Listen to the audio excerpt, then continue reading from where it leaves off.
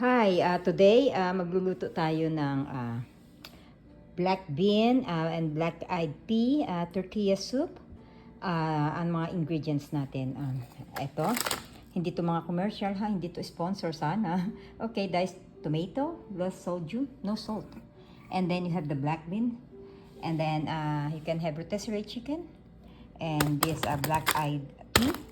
And of course, your tortilla natin, ayan, kasalukuyan ko siyang binibake. 300, binalot ko muna siya sa foil, 300 degrees Fahrenheit at 15 minutes, okay?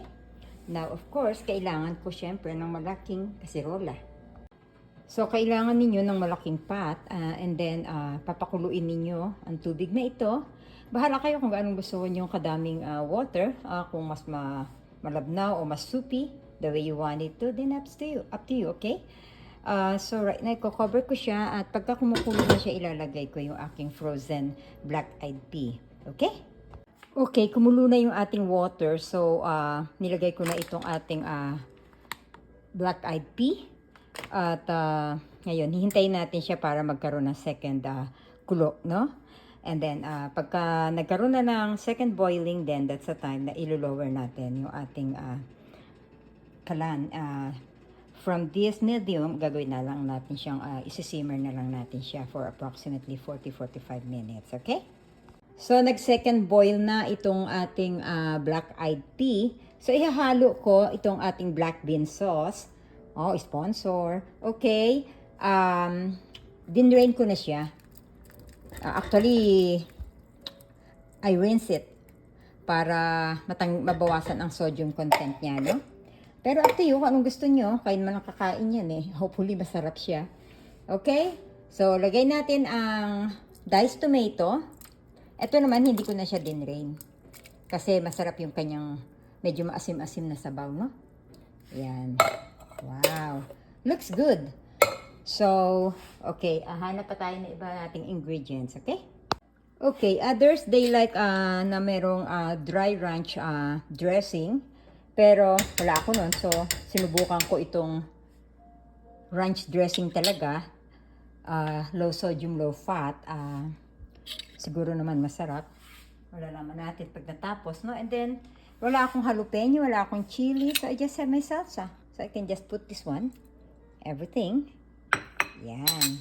And then, I have this 2 chicken bouillon. There you go. Ihalo natin yan. Okay? Okay, now ihahalo ko na rin itong ating tortilla na hiniwa-hiwa ko. So, up to you kung anong gusto nyong hiwa dyan. At haluin natin siya.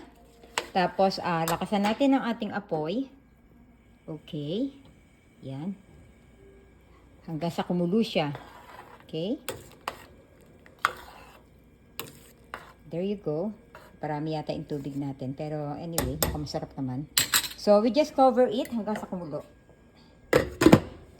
At pagka kumulo na siya, then, hinaan natin yung apoy. Isi-simmer natin for 45 minutes. Okay. Okay, so kumukulo na siya, no? So, hinaan muna natin yung apoy. And then, remove the cover. And then, ihalo natin ang halo natin yung ating rotisserie chicken. Okay. Can put them all together. Dahan-dahan. Teka. Okay.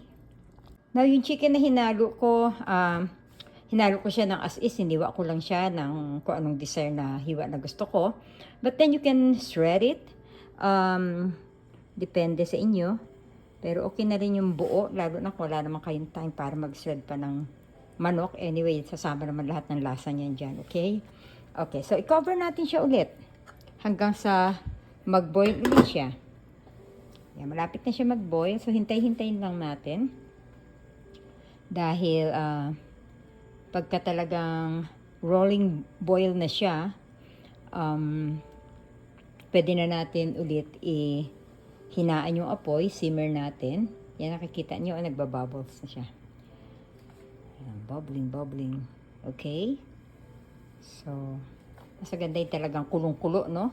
Pagka kulong-kulo na, mas lalabas ang lasa niya. Tsaka, yung chicken na hinalo ko rito, rotisserie na siya at the same time. So, mas masarap yung medyo may bones pa, no? Yung may mga buto-buto na ang ihalo ninyo para mas malasa.